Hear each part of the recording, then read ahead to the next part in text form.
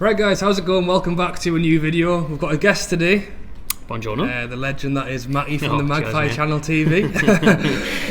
Make sure you go and check him out in the description if you haven't already. I'm sure loads of you guys subscribed already. Thank you for that. Not enough, because you've clearly got a lot more than me. Well, all the Toon fans follow you, mate, don't worry.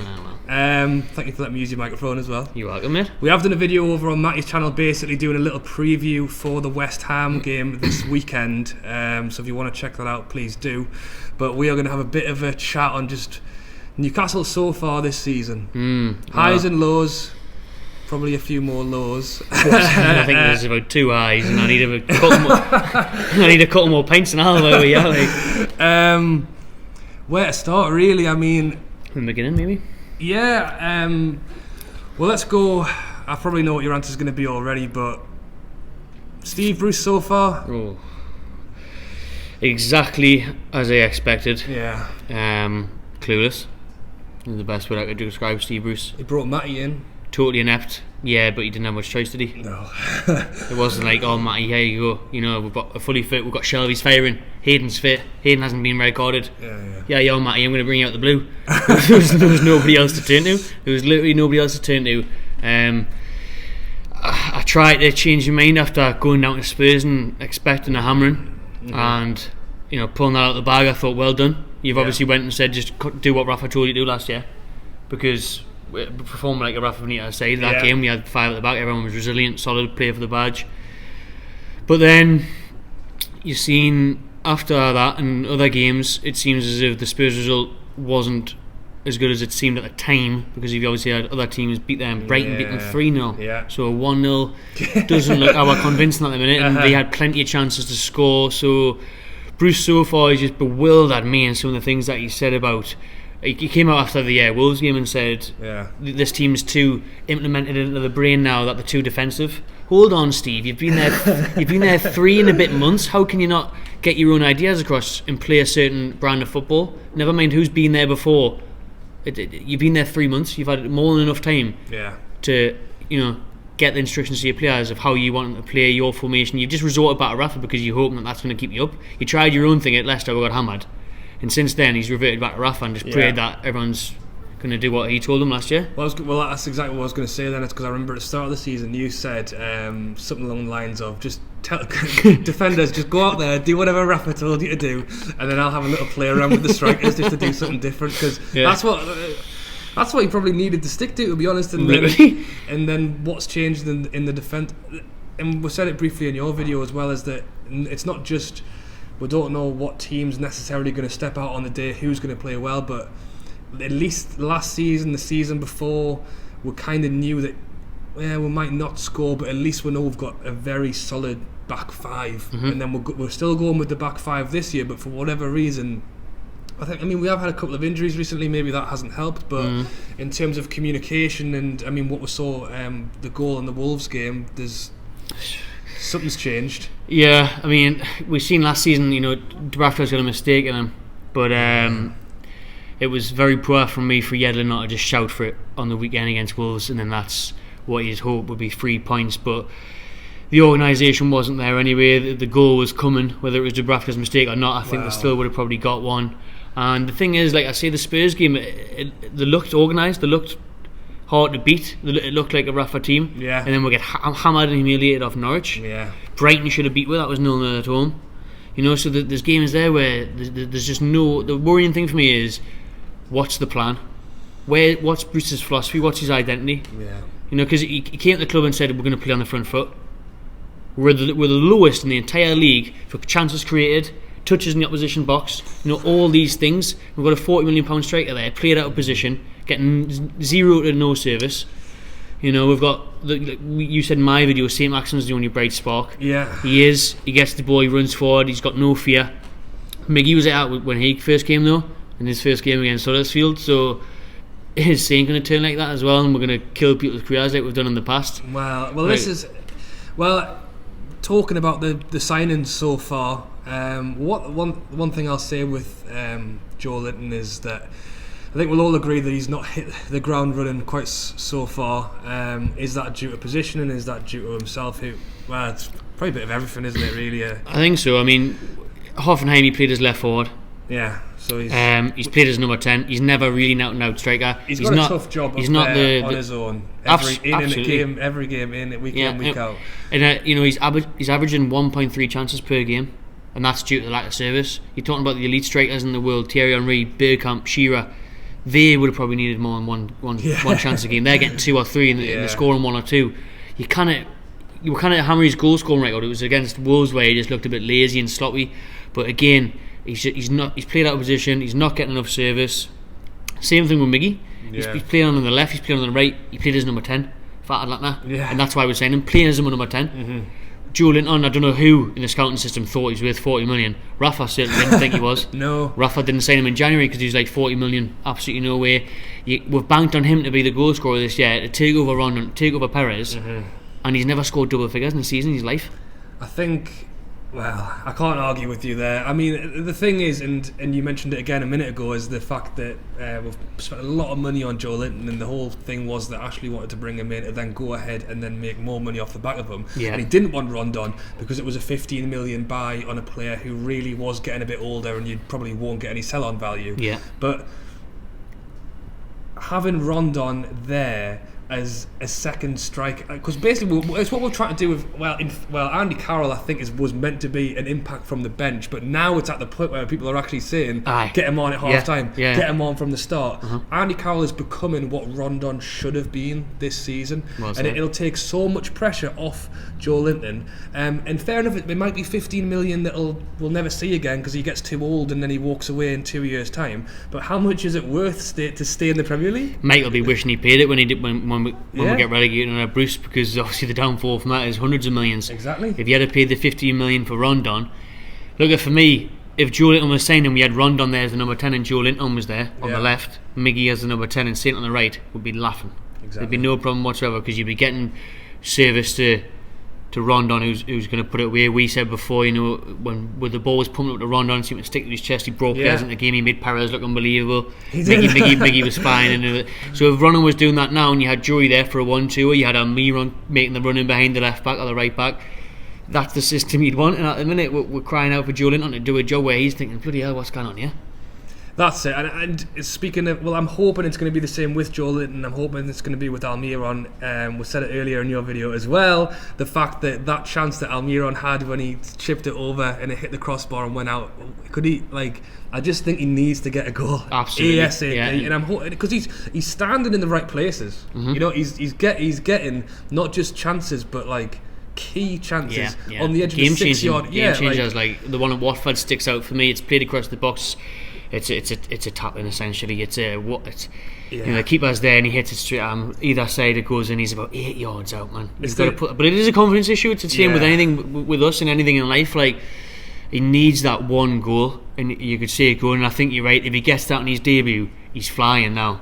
And the thing that worries me with Almiron is the three amigos broke up. Right. Because Almiron one was making everyone look better. Yeah. Rondon was making Perez look better. They were connecting so well. We're wanting to see that next season. It was never going to happen because Perez wanted to leave for a while. But in a way, it's just Almiron needs that goal now to just kickstart his career. Because if he had got it at Huddersfield, I think he would have maybe got 2 or 3 more by the season finished. He would have started as more of a main man. Now Ayoze is gone. Yeah. And it's just the whole team's, until that Spurs game, lacked belief, and then it's so up and down that people are pinching themselves against Man U because we're thinking, bloody hell, we actually won another game. Well, they're in a bad state, aren't they? So I think we took advantage of it. But that's what I mean. The things have papered over the cracks. The Spurs win at the time looked incredible, going to their stadium and getting a win. Brighton beating 3-0. Let's scrap that off. They're having some absolute nightmare, Spurs. The goals of Pochettino to be sacked is unreal. But you look at Dele Alli and Harry Kane, shadows of the former selves. You look at Man United. Man United aren't Man United anymore. They're not certainly the ones I grew up watching. They're now a mid-table team. Yeah. So, and well, let's talk about fixtures. So you've mentioned it there. We've beat Man U. We've beat Spurs. We have also played in the 10 games. Yeah. We've also played Chelsea, Liverpool. Leicester away. They're doing well this season, so I'd count that as well. Well, I said the Spurs one doesn't look too good, but now the 5-0 doesn't look too bad. Yeah. So I put 9 past people. Because Southampton were obviously down to 10 men. We were down to 10 men. Well, there you go. At least it was only 5, not 9. See? Yeah. We're doing all right after all. Yeah, cheers, Brucey. But after 10 games, and what was it? The draw against Brighton, draw against Watford. Like those, when you're playing those 10 games, as I say, we have played some tough games so far. I'm playing devil's advocate here, by the way. So we have had some tough games. Can we now step into it and go, well, I mean, we didn't really do it against Wolves. It's West Ham next, then it's Bournemouth, then it's Villa.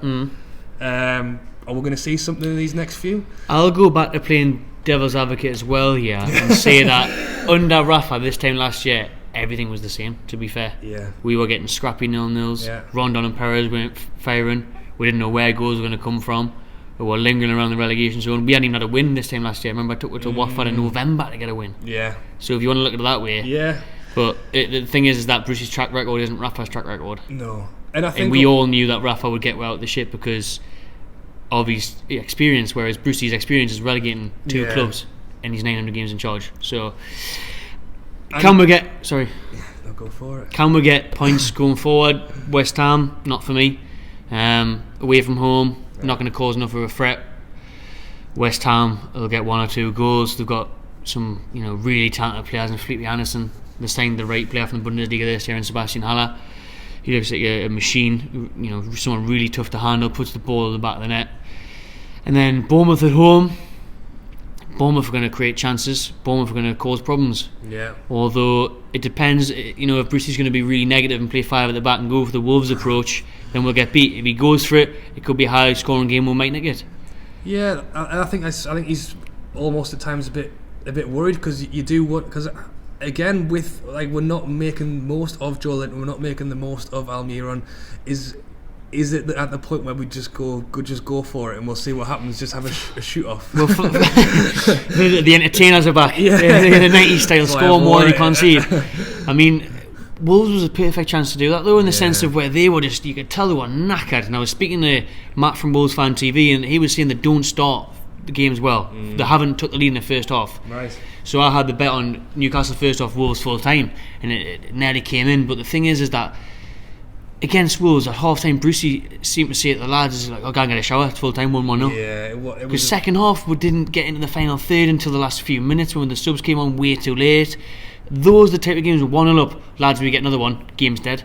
No. What we'll do is we'll just invite and pressure for the entire 45 minutes and wait for them to score. Essentially, ridiculous. Yeah, so I've no idea what happened there. I mean, you literally cannot get another a game or 2 halves. Nah. Was spot on. I mean, the first half wasn't fantastic, but we did what we needed to do. We did the job. Lascelles from the back got a goal because no one else was going to score. Fernandes challenged David Beckham. I know, Great ball in. And then the second half, I think they just literally just wanted to sit around and hope that we didn't concede. And crazy idea to do, especially at home. You can understand it when we're at Tottenham. Yeah. But you can't do it at home to Wolves, who are struggling and who played 48 hours prior.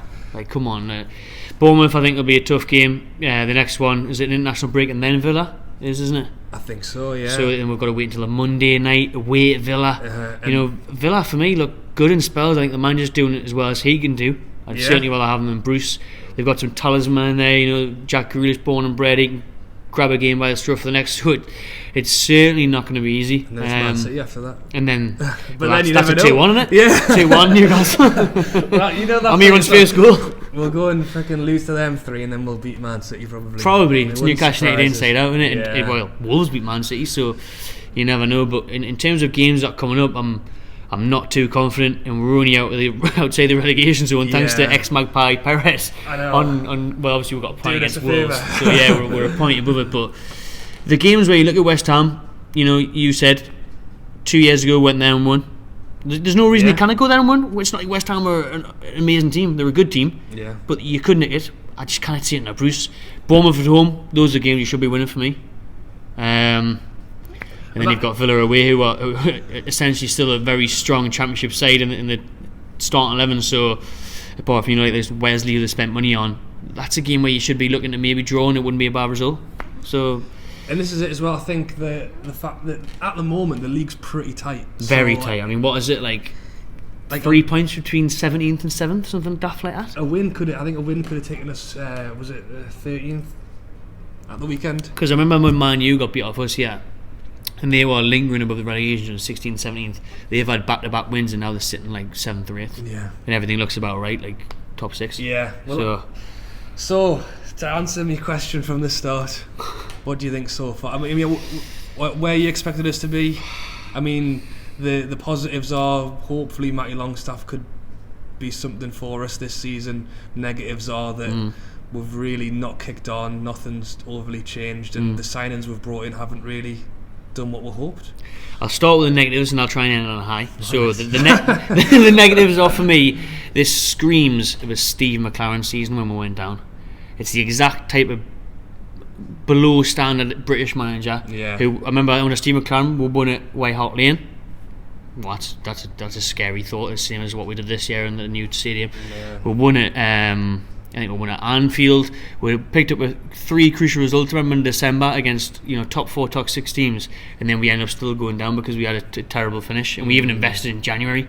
We gave Steve McLaren money, £80 million. We brought some great players in, Prospect and Florian Thauvin, Chancellor Mbemba, and it all fell apart because it's the same as this year. You give Joe Linton St Maximin to another terrible manager and he can't do anything with them. So it screams of the resemblance, and that is very worrying. What else worries me is that we've only picked up results against the likes of Spurs and Man United where we're not expected to, and then the games against Brighton, Wolves, Norwich, Watford at home, we're picking up 0 or 1 points. We're not getting a win. That strikes fear into us that we kind of get ourselves up for games that we should be every single week. So there's not enough points or wins on the board. Where's the goals going to come from? The system's wrong. The players are getting played out of position. There's a few negatives. The positives are Matty Longstaff and good night. The positives are Matty Longstaff. St Maximin looks like a bright spark as long as he stays fit. Lejeune's coming back. Hopefully Shaw doesn't leave in January, and hopefully the players stick with Rafa's ideas and play for the badge. Don't listen to Bruce and just remember. Lascelles gets the ball out. What did Rafa say last time? Brucey, you just go and stand over there. Brucey's just watching Premier League years from last year and just getting Rafa's thoughts. But I think as well, and I know you were going to end on a positive note, but just the thing to mention that I think, because you said it earlier, is the fact that realistically this time this season, this time last season wasn't too dissimilar. But I just think less that points.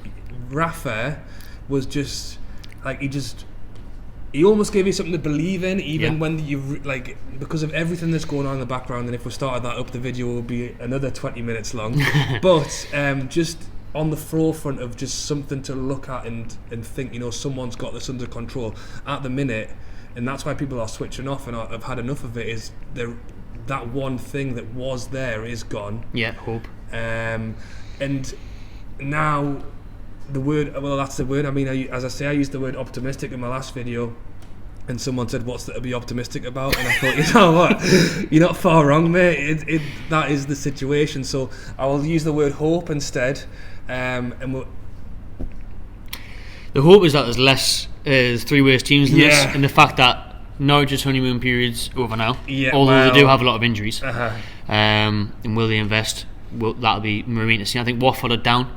I think they've chopped and changed managers too often, and the players are there for a ride now. I think Watford are down, but then I struggle to pick others because Newcastle are right in the mix clearly as they're in 17th. But in terms of other teams, I mean, Brighton they always seem to do just enough to stay up. And we're on about Bruce there going on about the players are too defensive minded. Potter's went in there and they're playing some really good stuff. And they actually are on the front foot. So, but they don't have talented players, so it's hard to pick worse teams than us. Hopefully Sheffield United fall off, but we'll wait and see. But I think there's 18th at least has definitely got our name half scribbled onto it. So that's the worrying thing, but we need to kick on. Hopefully Bruce gets sacked and we'll sign some players in January.